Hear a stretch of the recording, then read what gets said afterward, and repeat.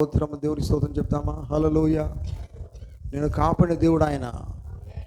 నేను కాపాడువాడు కొనుక్కుని నిద్రపోడు అన్నాడు కనుక ఆయన నిన్ను ఆ రీతికి కాపాడినాడు కనుక ఆయనకు స్తోత్రం చెల్లిస్తావా? హల్లెలూయా. హృదయంతో ప్రార్థన చేద్దాం. Thank you Jesus. హల్లెలూయా.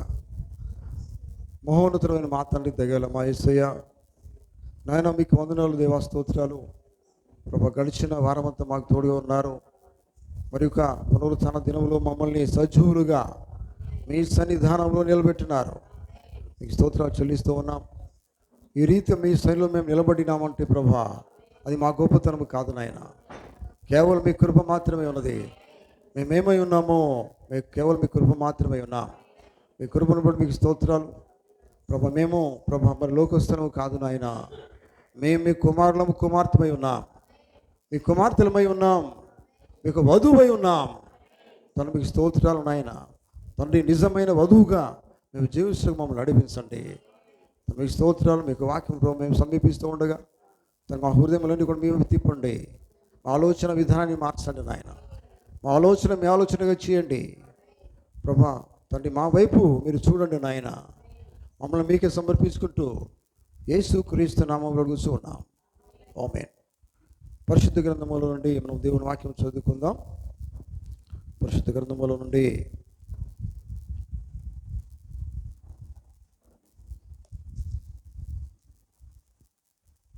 మత్తయి సువార్త 16వ అధ్యాయము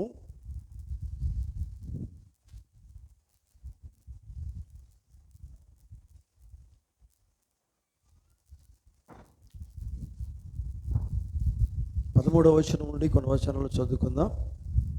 ఈ వాక్య భాగం మనం చాలాసార్లు విని ఉంటాం, కానీ మరొకసారి ఇదే వాక్యం మనం చదువుకుందాం. మత్తయి సువార్త 16వ అధ్యాయము 13వ వచనం నుండి కొన్ని వచనాలు. పిలుపు దేని కైసరుకు ప్రాంతంలోకి వచ్చి, మనిషి కుమారుడు ఎవడని జనులు చెప్పుకొనిస్తున్నారని తన శిష్యులను అడుగగా, వారు కొందరు బాప్తిసమిచ్చే యోహాను అనియు, కొందరు ఏలియా అనియు, కొందరు ఇర్మియా అనియు, లేక ప్రవక్తలలో ఒకడనియు చెప్పుకొనిచున్నారని అనిరి. అందుకైనా మీరైతే నేను ఎవడన్నా చెప్పుకొనిచున్నారని వారిని అడిగాను. అందుకు సీమోను పేతురు, నీవు సజీవుడవగు దేవుని కుమారుడైన క్రీస్తు అని చెప్పాను. ఆమేన్. అందుకు యేసు సీమోను భార్యన, నీవు ధన్యుడవు, పరలోకమందున నా తండ్రి ఈ సంగతి నీకు బయలుపరిచినే కానీ నరులు నీకు బయలుపరచలేదు. ఆమేన్. దేవుడు తన మాటలు దీవించును గాక. ప్రార్థన చేసుకుందాం. పరిశుద్ధురా, ప్రేమగల తండ్రి, దయగల యేసయ్య, నాయన మీకు వందనాలు నాయన, స్తోత్రాలు. ఇంతవరకు ప్రభా మీ కాపుదలు మాకు తోడుగా ఇచ్చినారు ప్రభా. సంఘమునికి అవసరం అనేకమైన విషయాలు మీరు మాట్లాడి ఉన్నారు. ప్రాముఖ్యంగా ప్రభా మీకు వాక్యం మేము చదువుకున్నాము నాయన. వాక్యంలో ప్రతి విషయం మాకు బయలుపరచండి. మేమేమై ఉన్నామో ప్రభా, ఎలా మేము నడవలో జీవించాలో మీరు మాకు బోధించండి నాయన. మీకు స్తోత్రాలు చెల్లిస్తున్నాం. కూడి వచ్చిన ప్రతి బిడ్డను ఆశీర్వదించండి. వారి లోపల తండ్రి మరి మీరు ఉండండి నాయన, మీరు నడిపించండి. మీకు స్తోత్రాలు. ఈ సమయంలో నన్ను మీ చేతులకు అప్పగిస్తున్నాను. నాలో ఉన్న ప్రతి బలహీనత, ప్రతి అనారోగ్యమంతా తీసివేయండి. నా స్వరము కాదు నాన్న, మీ స్వరము ద్వారా మీరు మాట్లాడండి. నా స్వరాన్ని మీరు ముట్టండి నాయన. మీరే మీకు వాక్యం ద్వారా మాట్లాడి మా జీవితాలను బలపరచండి.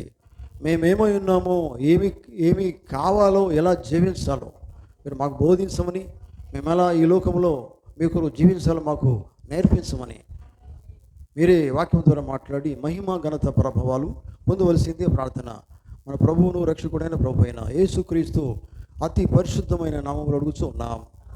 ఆమేన్. కూర్చుందాం.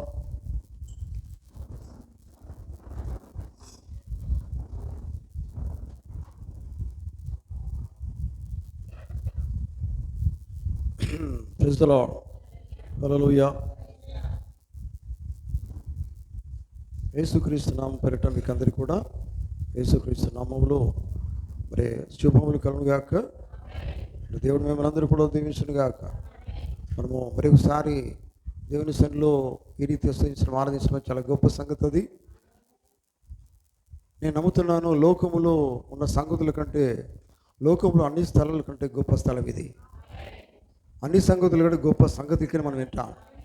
ఎందుకంటే మనం విన్న సంగతులన్నీ కూడా పరలోకం వైపే తీసుకొని పోతాయి. ఆమేన్. ఇక్కడ మనం ఏమి వింటున్నామో దేవుని వాక్యం అంతా కూడా మనం ఎటు తీసుకుపోతుందంటే పరలోకం వైపు తీసుకుని వెళ్తుంది. ఎందుకంటే యేసుప్రభువు వారు అన్నారు, నా మాటలు ఏమై ఉన్నాయంటే జీవమై ఉన్నాయి. పరలోక రాజ్యానికి తోవ నేనే అన్నాడు ఆయన. పరలోక రాజ్యానికి ద్వారము నేనే అన్నాడా. నా ద్వారానే తప్ప నువ్వు పరలోక రాజ్యానికి వెళ్ళలేవు. నా ద్వారా అంటే నేను ఏమై ఉన్నాను, ఆయన ఏమై ఉన్నాడు అంటే వాక్యమై ఉన్నాడు. ఈ కాలంలో వర్తమానమై ఉన్నాడు. నిజమైన నమ్ముతున్నారా? ఈ గడియకు వర్తమానం ఎవరు? దేవుని వాక్యమే కదా. ఆమేన్ చెప్పాలా? ఆమేన్. అలసిపోవద్దు. ఇక్కడ మీరు అలసిపోతే పరలోక రాజ్యం అలసిపోయేది లేదు. ఎల్లప్పుడూ స్తోత్రం స్తోత్రం స్తోత్రం చెప్పుకుంటూ ఉండాలా. ఆమేన్. ఎల్లప్పుడూ ఆరాధిస్తూ ఉండాలి, స్తుతిస్తూ ఉండాలి, దేవుని ఘనపరుస్తూ ఉండాలి. ఆమేన్. అర్థమవుతుందా? నిద్ర వస్తే లేచి నిలబడండి. ఎవరికైనా నిద్ర వస్తే నిద్ర పారిపోవును గాక. ఆమేన్. నిద్ర వచ్చేదానికి ఇక్కడికి రావద్దు. నిద్రపోయే స్థలం కాదు ఇది. ఆరాధించే స్థలం, దేవుని మహిమపరిచే స్థలం. ఎటున్నారా? గట్టిగా హల్లెలూయా. చేతులు ఉన్నవారు చేతులు ఎత్తాలి. హల్లెలూయా, హల్లెలూయా. దేవుని నామముకే మహిమ కలుగును గాక. ఆమేన్. హల్లెలూయా. దేవుని బిడ్డలారా, మరి మనం చదువుకున్న వాక్య భాగాన్ని చాలాసార్లు మనకు తెలుసు, చాలాసార్లు విన్నాం. ఇందులో చాలా ప్రాముఖ్యమైన సంగతులు ఉన్నాయి. ఎటున్నారా? ఆమేన్. ఎందుకంటే మనం చాలా ఈ వాక్యాన్ని మనం ఏం చేస్తామంటే మనకు తెలిసిన వాక్యం ఏది అని అనుకుంటాం, కానీ అందులో ఉన్నది ఏదో నువ్వు పొందుకున్నావు అనేది కావాలి మనకి. ఆమేన్. హల్లెలూయా. ఎటున్నారా? దేవునికి స్తోత్రం.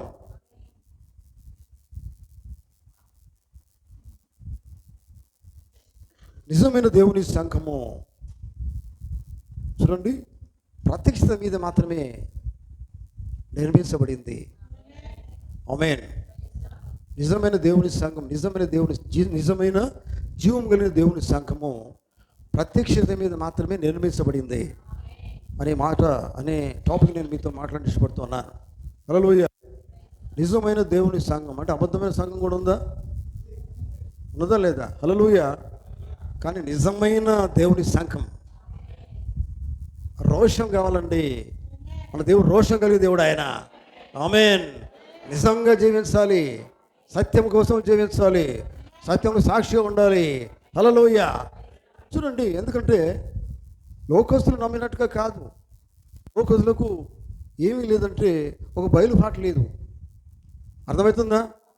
కానీ ఆయన సంఘానికి, ఆయన ఏర్పరచుకున్న వారికి ఒక బయలుపాటు ఉంటుంది. నమ్ముతున్నారా? బయలుపాటు అంటే ప్రియులారా, ఒక దాని రివిలేషన్ అంటారు ఇంగ్లీష్లో. ఏమంటారు?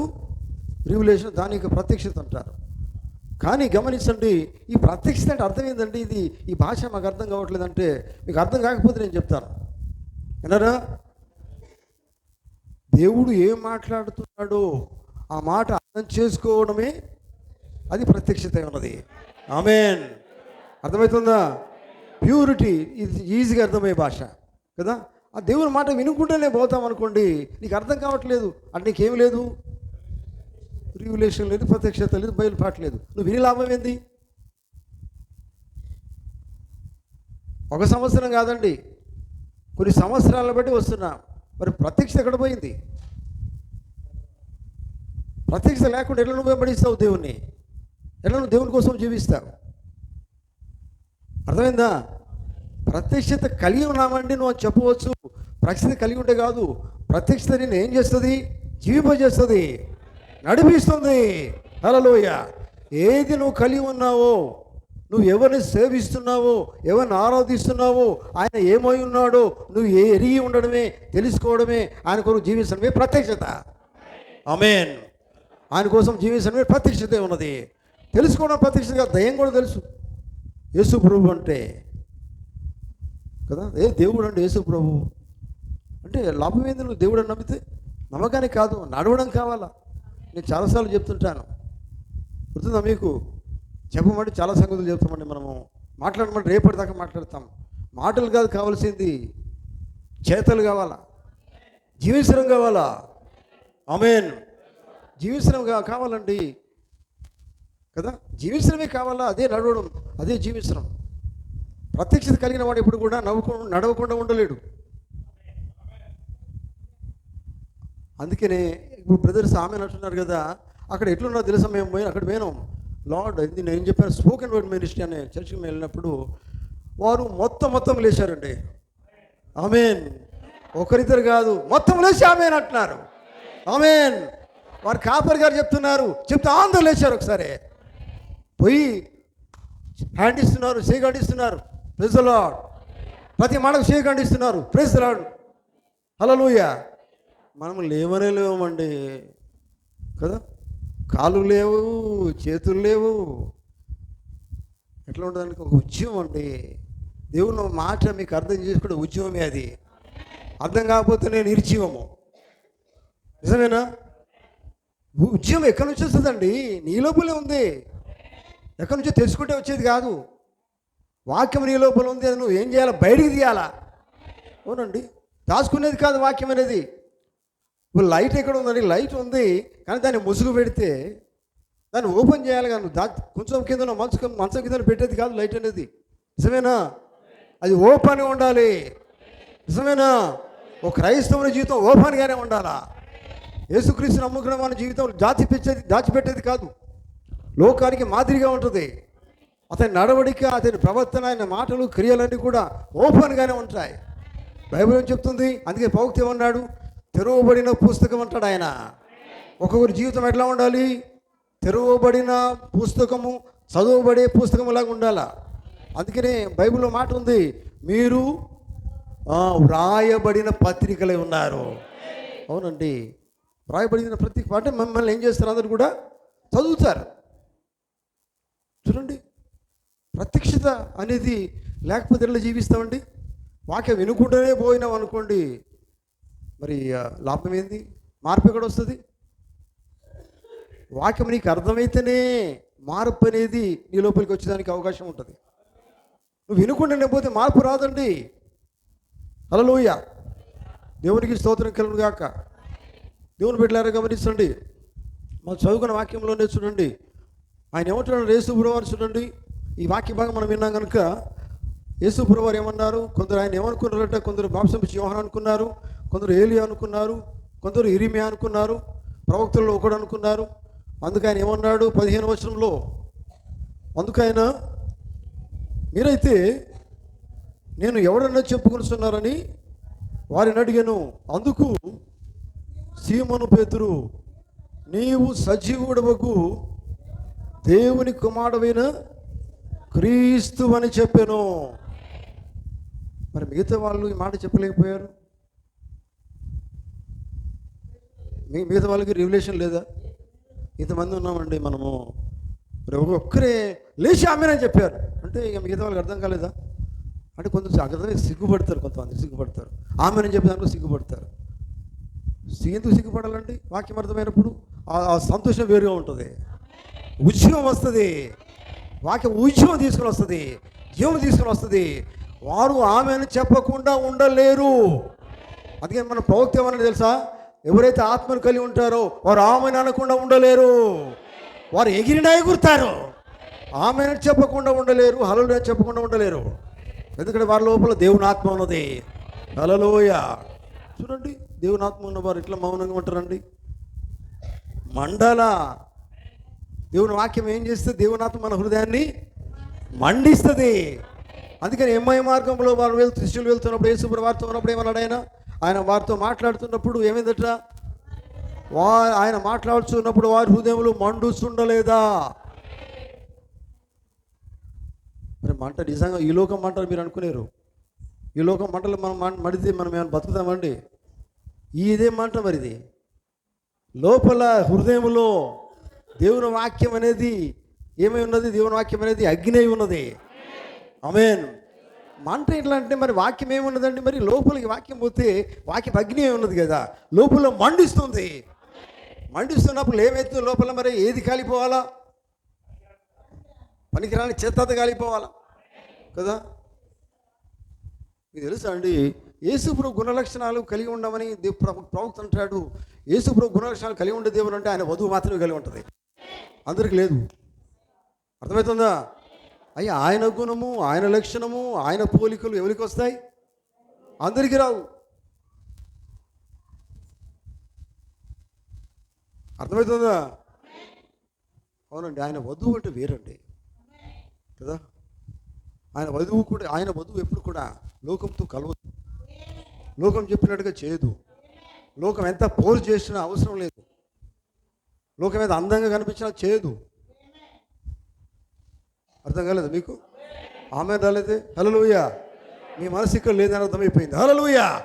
అవునండి, హల్లెలూయా. వధువు మనసు వరుణి మీదనే ఉంటుంది. అందుకని పౌక్తున్నాడు, వధువు మనసు ఎప్పటికీ వరుడి మీదనే ఉంటుంది. వరుడు ఏం మాట్లాడు, వాక్యం ఏం చెప్తున్నాడో దేవుడు అదే వైపు ఆమె చూపు ఉంటుంది. ఎందుకంటే బలం అండి, ఆయన మాటలకి ఆమెకు బలం. ఆమేన్. ఇదంతా రివిలేషనే. ఆమేన్. వాక్యం చదువుకున్నాం ఈ దినాన. చదువుకున్నాక ఏమైంది? ఏం అర్థం చేసుకున్నాం వాక్యంలో? ఎంతమంది ఈరోజు బైబిల్ చదివారు? ఎంతమంది చదివినారండి? ఒక్కడే కనబడుతున్నారు. పాస్టర్ చదువుతున్నారు 2 ఇంకా 3 అంటే మేము విట్టలేనగా. ఈ బైబిల్ అంటే ఏమనుకున్నారు? బైబిల్ అంటే దేవుడు అండి, పరిశుద్ధ గ్రంథం అది, అది వాక్యం అది జీవం అది. అందులోనే వాక్యమే దేవుడై ఉన్నాను. ఆదియందు వాక్యం ఉండని బైబిల్లో లేదా? అవునండి. మరి బైబిల్ అంత శ్రద్ధ చేయకండి, అశ్రద్ధ చేయకండి. ఎందుకంటే జీవం కలిగిన దేవుని వాక్యం అది. జీవం కలిగిన దేవుని సంఘం ఏమి ఉండాలి? ఏం కలిగి ఉండాలి? జీవం కలిగిన దేవుని వాక్యం కలిగి ఉండాలి. నిజమైన వధువు ఏం చేసి రోజు వాక్యం చదువుతుందండి. అవునండి, వాక్యం చదువుతుంది, ఆ కాలానికి సంబంధించిన వర్తమానం చదువుతుంది. అది కావాలండి. అది లేకపోతే నువ్వు జీవితం మార్చబడదు. ఎవరో చెప్తే మార్చబడేది కాదండి, నీ లోపల నుంచి రావాలి అది. అవునండి. ఇప్పుడు నా హృదయం మండిపోతుందండి, నీకు ఎట్లా తెలుస్తుంది? అది హృదయంలో వాక్యం ఉంది, మండిపోతుంది. ఆ వాక్యం నీ లోపలికి వేసి మండిపోవాలి. అది నిజమేనా? అవునండి, అది జరగాల. సంఘం అనేది మండుతున్న సంఘంగా ఉండాలి. ఆమెను చెప్తారా? 2 చేతులు హల్లెలూయా. నిజంగా దేవుని పరిశుద్ధాత్మ కనుక కలిగి ఉన్నట్లయితే ఆ సంఘము మండుతున్న సంఘంగా ఉంటుంది. ఎందుకంటే మండించేది ఎవరు? పరిశుద్ధాత్మ. ఆమేన్. పరిశుద్ధాత్మ మండుతూ ఉంటుంది. ఇంకెప్పుడు నిమ్మలంగా ఉండేది కాదండి. మేము వర్తమానంలో ఉన్నామండి అంటే కాదండి. ఎట్లా ఉండాలా? రగిలిపోయే జీవితాలు ఉండాలా కదా. ఒకరికి మాదిరిగా వెలుగుతూ ఉండాలా. ఒక మంట అనేది ఉండాలా. ఒకరి మార్చే విధంగా మన జీవితం ఉండాలి. మన ప్రసంగం చేయకున్నా పర్వాలేదు. అందుకే ప్రవక్త అన్నాడు, మన జీవితమే ప్రసంగంగా ఉండాలి. అవునండి, మన జీవితమే స్పీచ్, ఒక ప్రసంగంగా ఉండాలి. మనం చూస్తే వారు మారిపోయేటట్టు ఉండాలి. అదే పెద్ద ప్రసంగం. అర్థమైందా? హల్లెలూయా. అందుకని ఇక్కడ ఏమన్నారంటే, యేసుప్రభువు వారు ఏమన్నారండి? పేతురుతో ఏమన్నారు? అందుకు యేసు 17వ వచనం. అందుకు యేసు, సీమోను బర్యోనా, నీవు ధన్యుడవు. ఒక్కరి గురించి ఎందుకు చెప్తున్నాడు? ఆయనతో ఒక్కడే ఉన్నాడు. యేసుప్రభుతో ఎంతమంది ఉన్నారు అక్కడ? శిష్యులు లేరా? శిష్యులు ఉన్నారు. కానీ మీరు అందరూ ధన్యులు అని చెప్పలేదు.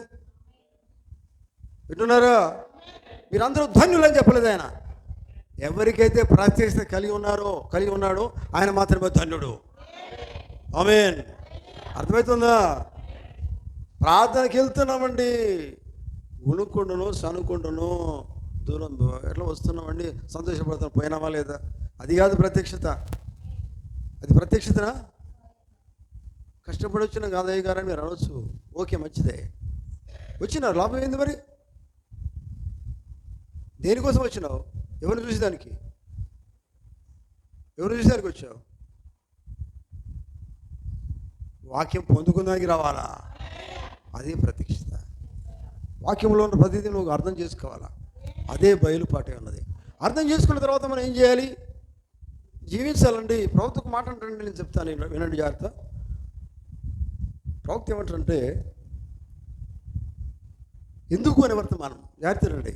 వై, వర్తమానం పేరే వై. ఎందుకు అనే వర్తమానం పోతుంటాడు. జనులు సంఘములో కూర్చొని దేవుని వర్తమానం విని వాటిని నమ్ముచున్నారు. అంతవరకు బాగానే ఉన్నది, కానీ నమ్మిన దానిని అంగీకరించడం లేదు. విన్నారా? అర్థమైంది ఈ మాట? నేను తెలుగులో చెప్తున్నాను. ఆమేన్. ఆ సంఘానికి వస్తున్నారండి మనలాగానే. మనం వస్తున్నావా లేదా? వస్తున్నారు.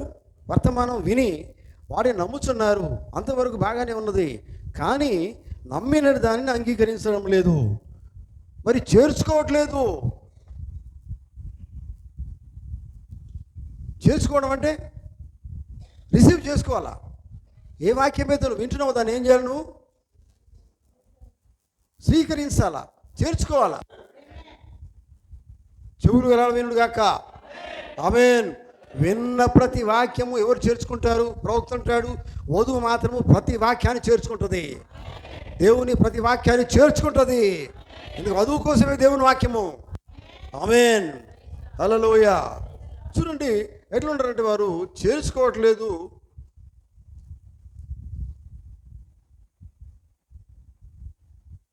సత్యమే నేను నమ్ముచున్నానని చెప్తున్నారు. చూడండి, అని బాగానే చెప్తారు. మేము సత్యమే నమ్ముతున్నాం అని బాగానే చెప్తారు. కానీ చేర్చుకునే జీవితం లేదు. ఎట్లున్నది మాట?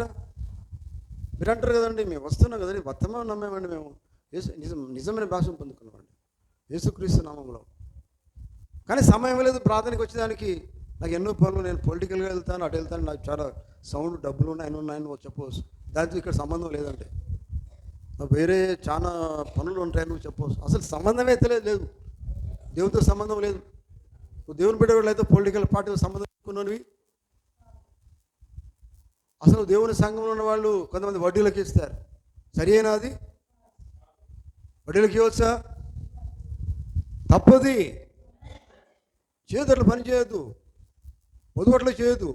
ప్రజలు అలా బతుకుతారా? అయింది జాగ్రత్తగా చేయొద్దు. అది వ్యాపారం అవుతుంది, బిజినెస్ అది. కానీ సంఘంలో అటువంటి ఉండొద్దు. ప్రజలు సంఘం అంటే మీకు తెలిసిన సంఘం అంటే మీరు ఏమనుకున్నారు? ఇక్కడ అనుకున్నారు, కానీ మీరే సంఘమై ఉన్నారు. యేసుప్రభు అనలేదా? మీరు ఏమై ఉన్నారు? ఒక్కొక్కరు దేవునికి ఆలయమై ఉన్నారు. అవునండి. మరి ఆలయమై మీరే ఉన్నప్పుడు మీలో ఇవన్నీ మీరు ఉండవచ్చా? దేవుడు మెచ్చుకుంటాడా? నీ పొలిటికల్ని మెచ్చుకోవడం, నీ లీడర్ గిరానికి అవసరం లేదు, నీ గొప్పతనానికి అవసరం లేదు, నీకు పేరు ప్రఖ్యాతానికి అవసరం లేదు. ఆయన నీ లోపల ఉండాలి. అది ప్రత్యక్షత నీకు కావాలండి. ఇవన్నీ నీకు ఎప్పుడు తెలవాలా? ఎప్పుడో ఒకసారి ప్రార్థనకు వస్తాను, అయిపోయింది, విన్నారంటే ఇది అవసరం లేదండి. నువ్వు వినుడెందుకు? మారకపోతే వినుడెందుకు? నీ ప్రత్యక్షత ఎక్కడ ఉన్నది? నాకు తెలుసండి నువ్వు అనొచ్చు. తెలిసెలవమైంది, తెలిసెలవమైంది. ఎవరు జీవించాలా? జీవించేది ఎవరు మరి? నీకు తెలుసు ఇంకోరు జీవిస్తారా? కాదండి. మార్పు లేని జీవితం అది. మార్పు లేని మానవుడు లాభమేందండి? పరమరాజ్యం వెళ్ళలేడండి మాట్లాడకపోతే. మీరు మానవ మనసు పొందకపోతే అలాగే మీరు నశిస్తారు అని బైబిల్లో ఉంది మాట. ఇది హల్లెలూయా. దేవునికి స్తోత్రం. కనుక దేవుని బిడ్డలను గమనిస్తుండి వింటున్నారా?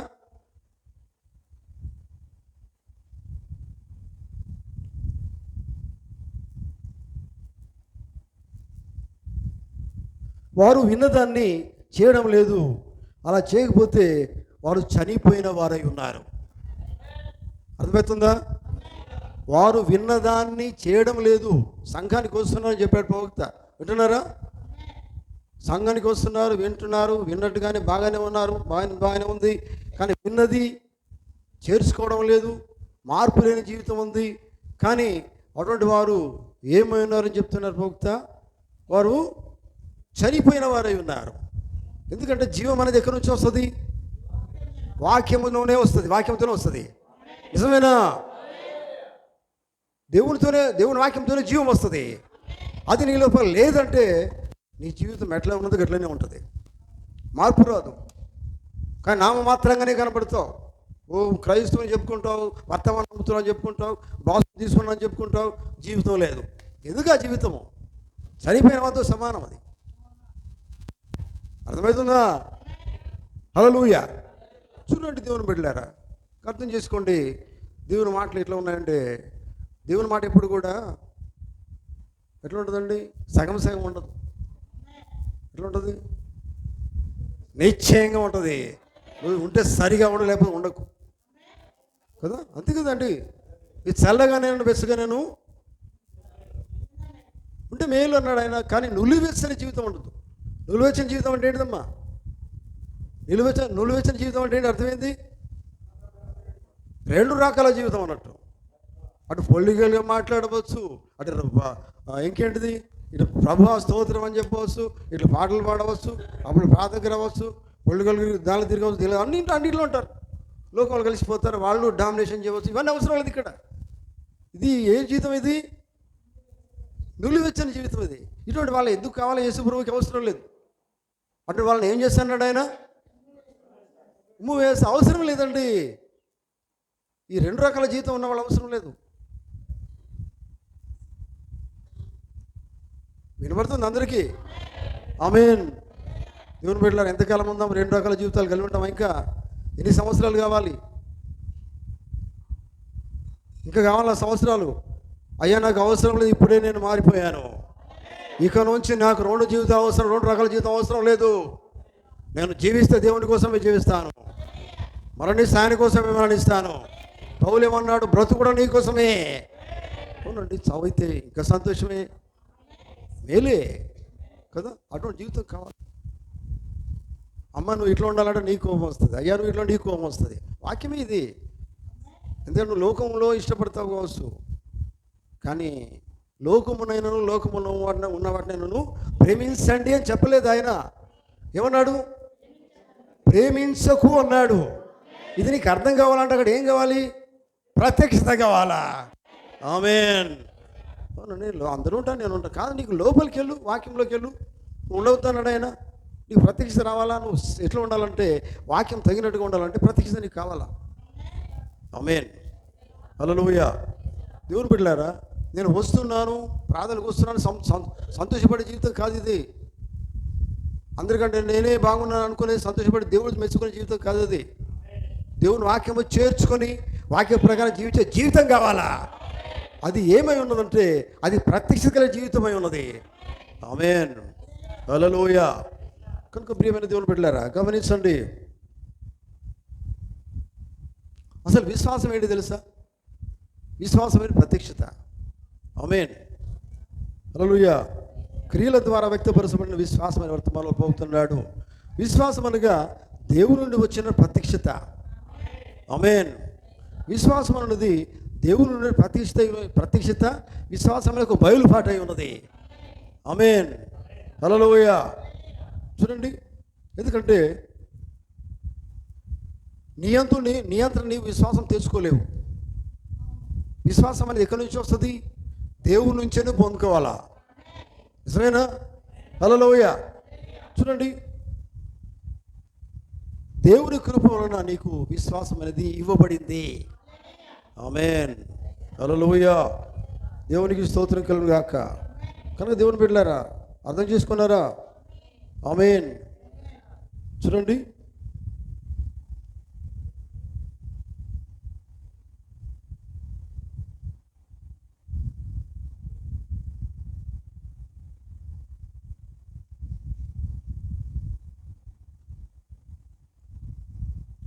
ఉత్తర స్వీకారమైన వర్తమానంలో ప్రవక్తన్నాడు, దేవుని కుమారుల ప్రత్యక్షత కొరకు సృష్టి యావత్తు మూలుగుచు కనిపెడుతున్నది. ఆమేన్.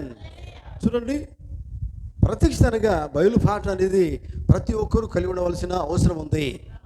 బైబిల్ అంతా కూడా ప్రత్యక్షత మీదనే ఆధారపడి ఉన్నది. నిజమేనా? హల్లెలూయా. బైబిల్ ఎన్ని సార్లు చదివినా, ఎన్ని వందల సార్లు చదివినా కానీ ప్రత్యక్షత లేకపోతే, బయలుపాటు లేకపోతే నువ్వు చదివి కూడా ప్రయోజనం లేదు. చదివిన ప్రతి నీకు అర్థం కావాలంటే అర్థం చేసుకోవడం, బయలుపాటు కలిగి ఉండడం, జీవించడం అనేది కావాలా. అర్థమైందా? అర్థం చేసుకొని జీవించకపోతే అది వేరే విషయం. అది అటువంటి వాళ్ళు వేస్టే. అర్థం చేసుకొని జీవించకపోతే వాళ్ళని ఏమనాలి? అవిశ్వాసి కదండి. కరెక్ట్గా కావచ్చు కానీ నేను జీవించలేనండి. మరి జీవించకపోతే నీకు బైబిల్ ఎందుకండి? ప్రార్థన ఎందుకు? దేవుడు ఎందుకు? పరలోకం ఎందుకు? జీవించిన వారికి కదా, విశ్వాసం కలిగిన వాళ్ళకి కదా కావాల్సింది. ఆమేన్. వినబడుతుందా? మౌనంగా ఉన్నారు. హల్లెలూయా. హల్లెలూయా. అవునండి, జీవము కలిగిన సంఘం అనేది కదా. ప్రత్యక్షత మీద ఆధారపడి జీవించేవారు జీవం కలిగిన దేవుని సంఘం అది. హల్లెలూయా, దేవునికి స్తోత్రం. ఇక్కడ చూడండి, యేసుప్రభువారు అన్నమాట, అందరూ సీమోను మరియున నీవు ధన్యుడవు. ఇంకేమన్నాడు ఆయన? పరలోకమందున్న నా తండ్రి, ఈ సంగతి నీకు బయలుపరచని కానీ నరులు నీకు బయలుపరచలేదు. ఎవరు బయలుపరిచారండి? ఇది దేవుడు బయలుపరిచాడు. ఆమె చెప్తారా గట్టి అందరూ ఒకసారి? హల్లెలూయా. ఈ సంగతులు లోకం బయలుపరచలేదు, ఈ సంగతులు దేవుడు బయలుపరిచాడు, పరిశుద్ధాత్మ బయలుపరిచాడు, యేసుక్రీస్తు బయలుపరిచాడు. పరలోక సంగతులు ఎవరు బయలుపరుస్తారు? పరలోకం మందున్న నా దేవుడే కదా, ఆయన బయలుపరుస్తాడు. దేవుడు నీకు బయలుపరచాలంటే ఏం చేయాలి? మరి ఏం చేయాలి? బయలుపరచాలంటే వాక్యం విని చేర్చుకోవాలండి. ఆమేన్. విన్న వాక్యం చేర్చుకోవాలి, విడిచిపెట్టడు కాదు. అవతల ఎంతమంది వస్తారండి, బాగానే ఉంటారు, అంత బాగానే ఉంది, కానీ చేర్చుకోవడం లేదు. వింటారు, చేసుకుంటే వారికి కష్టమవుతుంది.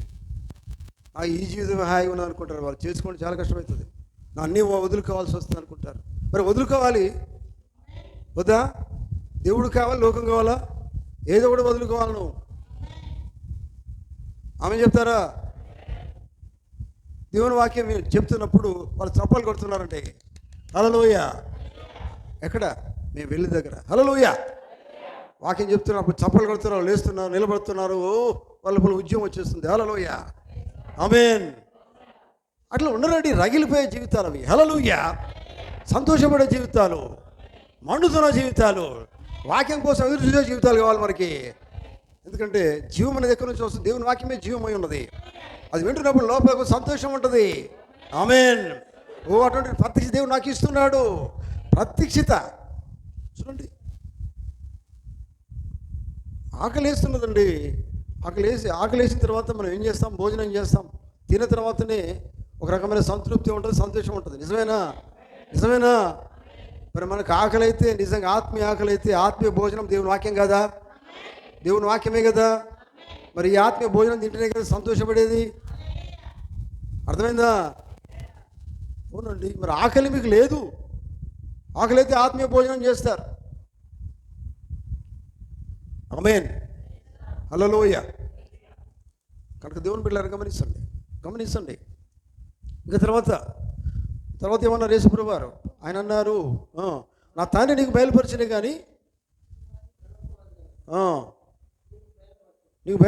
కానీ నరులు నీకు బయలుపరచలేదు. మరియు నీవు పేతురువు, ఈ బండ మీద నా సంఘమును కడతాను, పాతాళలోక ద్వారములు దాని ఎదుట నిలువనేరవని నేను నీతో చెప్పుచున్నాను. ఆమేన్. మరియు నీవు పేతురువు అని చెప్తున్నాడు యేసుప్రభువు వారు. ఈ బండ మీద నా సంఘాన్ని కడతానన్నాడు. బండ అంటే మీకు తెలుసు కదా. బండ అంటే ఏమై ఉన్నది? బండ అంటే దేవుని వాక్య ప్రత్యక్షత ఉన్నది. బండ అంటే దేవుని వాక్యమై ఉన్నది. వాక్యం అనే ప్రత్యక్షత మీద కట్టబడిన సంఘము మనమే. ఆమేన్. మరి వాక్యం అనే ప్రత్యక్షత మీద కట్టబడిన సంఘం మనమైతే మనం ఏం కలిగి ఉండాలి? ప్రత్యక్షత కలిగి ఉండాలి. ఆమేన్. ప్రత్యక్షత ఏం చేస్తుందంటే నడిపిస్తుంది, సరి అయిన మార్గంలోకి నడిపిస్తుంది, సరిగా జీవింపజేస్తుంది, ఆత్మ చేత నడిపిస్తుంది, ఆత్మ కలిగి జీవింపజేస్తుంది, పరిశుద్ధాత్మ చేత బలపడుతుంది, ఆయన కొరకు నిలబడుతుంది, ఆయన కొరకు సాక్ష్యం నిలబడుతుంది. అదే నిజమైన జీవం కలిగిన దేవుని సంఘం. అది హల్లెలూయా. మరొకటి దేవుడు కావాలి. ఈ మాత్రమే సంఘానికి అవసరం లేదు. లోకంలో సంఘాలు వందలు వేలు కోట్లు ఉండవలసిన మనకు అవసరం లేదు. కానీ వాటితో మనకు సంబంధం లేదు. మనం ఏమై ఉన్నామంటే ఈ కాలపు వాక్యము నమ్మి, వాక్యము చేర్చుకొని, వాక్యపరంగా జీవించే దేవుని నిజమైన జీవం గల దేవుని సంఘమై ఉన్నాం. ఆమేన్. అది మనకు కావాలండి. పేతురుతో చెప్పిన మాట చూడండి. అందుకే నేను ఏమన్నారు? ఇంకా పిల్లరా, నీవు పేతురు, ఈ బండ మీద నా సంఘాన్ని నేను కడతానన్నాడు, పాతాళలోక ద్వారములు దాని ఎదుట నిలువలేవరండి. నీ దగ్గరికి ఏది వచ్చినా అది పారిపోవలసిందే. నీకు తెలుసా, పరిశుద్ధాత్మ కలిగి ఉన్నటువంటి దేవుని, నిజమైన దేవుని కుమారుని ముందు, కుమార్తె ముందు అయినా కానీ, దాని సంఘం ముందు అయినా కానీ ఏది నిలబడదు. నిజంగా మీరు వాక్యం, నిజమైన వాక్యం మీరు కలిగి జీవిస్తే ఎందుకు నేను పడేయాలి ఎంత ప్రయత్నించిన వారి వల్ల కాదండి. ఎందుకంటే అసలైన వాక్యం నీళ్ళు పోలే ఉంది కదా, వాడు ఏం చేయలేడుగా, ఎట్లా తిప్పినా కానీ వాక్యమే అది. యేసుప్రభు దగ్గరికి సాతాను గాడు వచ్చాడు, రాలేదా? ఇలా వ్రాయబడి ఉన్నదని చెప్పాడా లేదా? కానీ యేసుప్రభు ఏమన్నాడు మరి లాస్ట్కి? అది ఆయనకు, ఎందుకంటే మీరు గమనించండి, సాతాను గాడికి వాక్యం తెలుసు, జాగ్రత్త. హల్లెలూయా. వాడి కూడా ఉన్నది వాక్యం అనేది, వాడికి తెలుసు. పడేయాలంటే నాకు కూడా తెలుసు అని చెప్తాడు. అంటే ఆయన అర్థమైందంటే నిన్ను పడేస్తాను ప్రయత్నం చేస్తాడు. నీకు తెలిసి నాకు తెలిసింది అనుకుంటాడు. కానీ నీకేం కావాలా?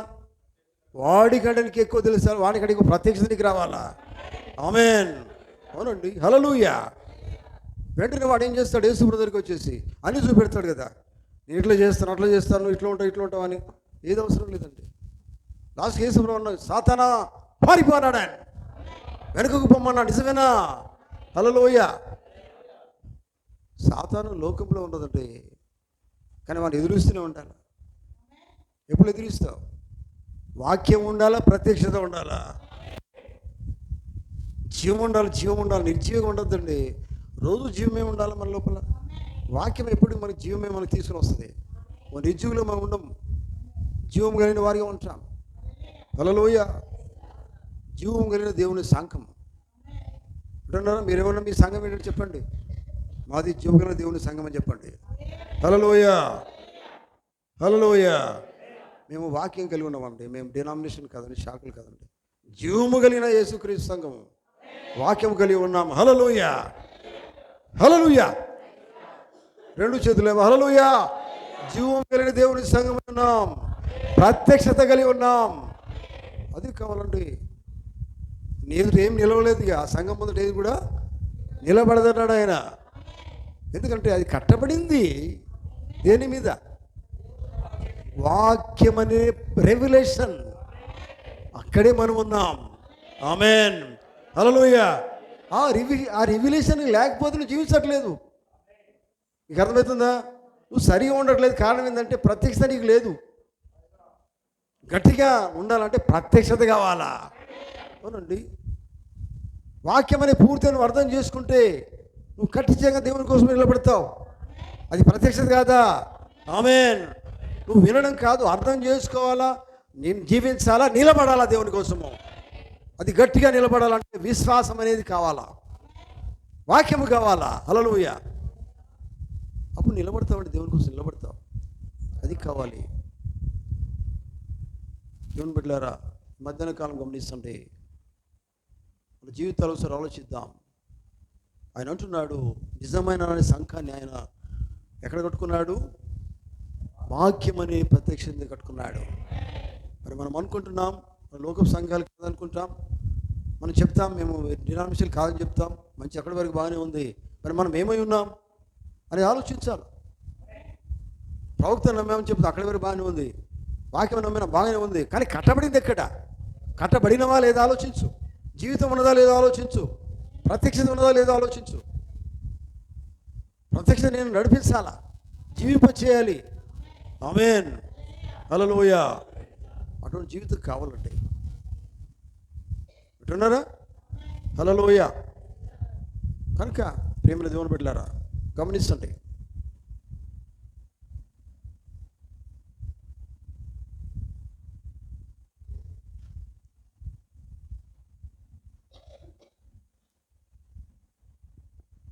ప్రత్యక్షత మిమ్మల్ని ఏం చేస్తుందంటే ఆనందంగా జీవింపజేస్తుంది.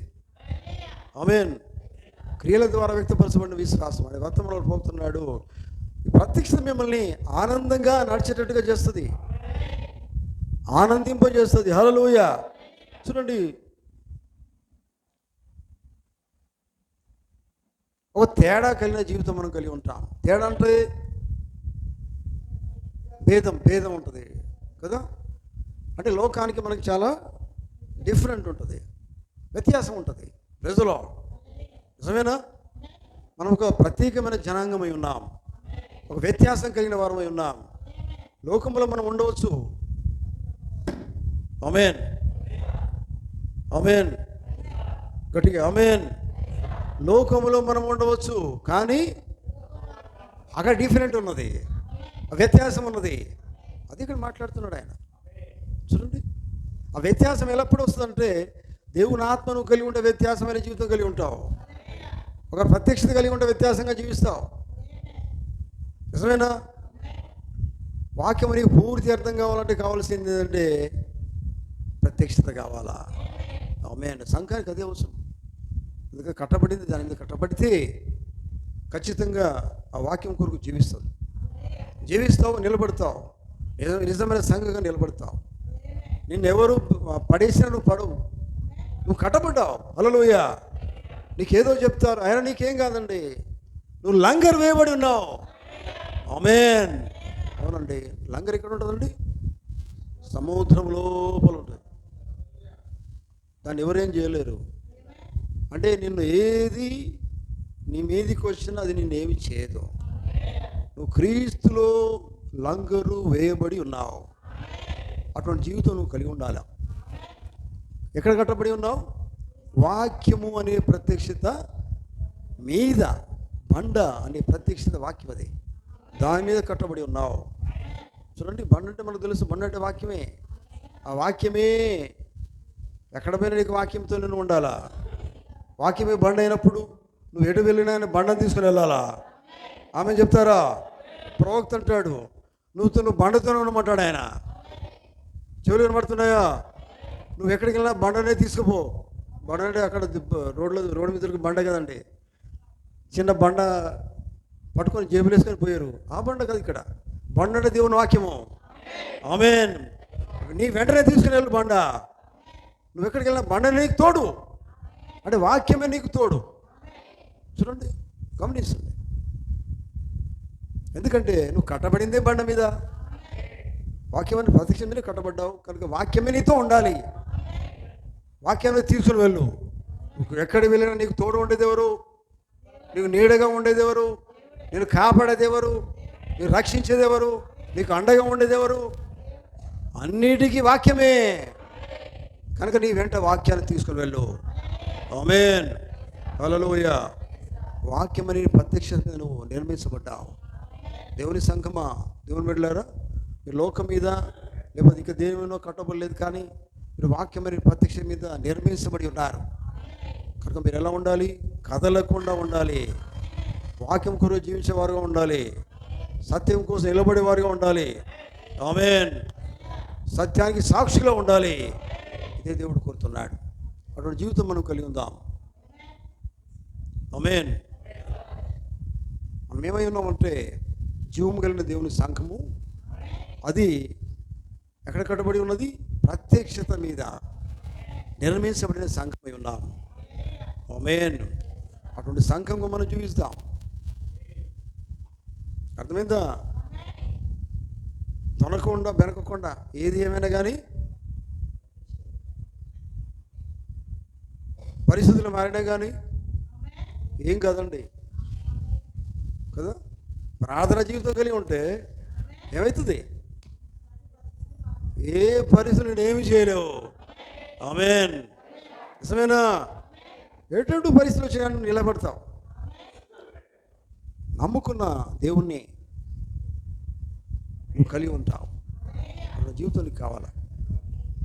అప్పుడు ఎట్లా ఉంటుందంటే జీవితం అంతా కూడా చూడండి, మంచి దేవుని కోసం నిలబడే జీవితం, సాక్షిగా నిలబడే జీవితం అనేది నువ్వు కలిగి ఉంటావు. అటువంటి జీవితం మనకు కావాలి. ఈ గడియలో అటువంటి జీవితం మనకు కావాలి. ఒక నామకరమైన జీవితాలని మనకి అవసరం లేదు, అది మనతో సంబంధం కూడా లేదు. అవి విడిచిపెట్టండి. ఇంకా నామకార్థమైన జీవితాలు ఉంటే వదిలిపెట్టండి, విడిచిపెట్టండి. లోకంలో ఉన్నటువంటి సంబంధాలు పెట్టుకోకండి. ఈ బిజినెస్లు, లోక వ్యాపారాలు చేయకండి. మీకు తెలుసా, యేసుప్రభువు వారు సంఘంలో వ్యాపారం చేసినప్పుడు ఆయన వచ్చి ఏం చేసినాడు? కొరడలతో కొట్టిండా లేదా? ఆమేన్. అదే మాట నేను చెప్తున్నాను. ఆమేన్. సంఘంలో ఉన్నవారు ఈ బిజినెస్, ఈ వడ్డీ వ్యాపారాలు చేయకండి. అది వాక్యానికి సరిపోయే జీవితాలు కాదు. ఆమేన్. లోకస్తులు చేసినట్టు మీరు చేయకూడదు. మీరు ఏమై ఉన్నారు? పరిశుద్ధ జనాంగమై ఉన్నారు. కానీ దేవుడు చెప్పింది చేయండి. మీరు వధువులో భాగమై ఉన్నారు, క్రీస్తులో భాగమై ఉన్నారు. మరి దేవునికి వ్యతిరేకమైన చేయకూడదు. మనము దేవుడు ఒప్పుకోడు కదా, ఒప్పుకోడు కదా. ఒప్పుకుంటాడని కనుక నీకు ఎవరైనా చెప్పినట్లయితే ఆ చెప్పేటోడు సాతాను. అది నువ్వు కలిగి ఉన్నావంటే అతను కలిగి ఉన్నావు, దైవాత్మ కలిగి ఉన్నావు, కానీ వాక్యం కాదు అది. కానీ నువ్వు లంగరు వేయబడిన వాడవైతే ఎవరు చెప్పిన మాట వినవు. నిజమేనా? హల్లెలూయ, హల్లెలూయ. దేవునికి స్తోత్రం కలుగును గాక, దేవునికి స్తోత్రం కలుగును గాక, దేవునికి స్తోత్రం కలుగును గాక. నేను 2 చేతులు ఎత్తాను. దేవునికి స్తోత్రం కలుగును గాక. హల్లెలూయ, హల్లెలూయ. ఓ మనం ఏమై ఉన్నాం? జీవము కలిగిన దేవుని సంఘమై ఉన్నాం.